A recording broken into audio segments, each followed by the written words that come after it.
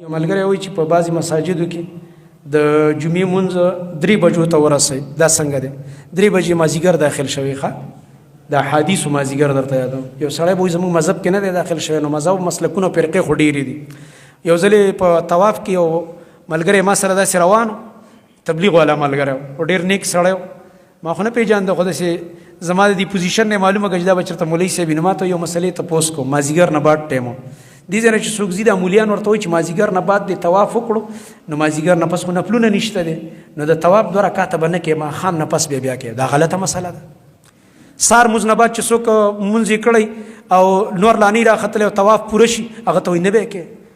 غریب به لا یا خوب ورځي یا کمرې ته ځي که نه، ټوله شپې رونه کړي، تهجد له وختي راغلی یا بیماري، هغه ته وایي نه ته به نور راختو پورې کښېنې بیا به یې وروسته. دا خبره غلطه ده. طواف چې دی کله هم پوره کړه 2 رکعته به کوې بس.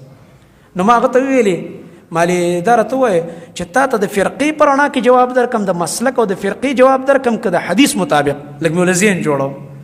هغه خو دغه شو د حدیث مطابق جواب راکړه مولوي صاحب، ځکه چې مونږ خو په لکونو روپۍ لګولي حرم ته راغلي چې په حدیث عمل وکړو. د نبي علیه السلام سنت مال د نبي صلی الله علیه وسلم حدیث دا دی چې دا هغه ځای دی، دا مسجد حرام چې شپه او ورځ چې په دې کې څوک هر ټیم طواف یې پوره شو مونځ کوي، نه به یې منې کوي.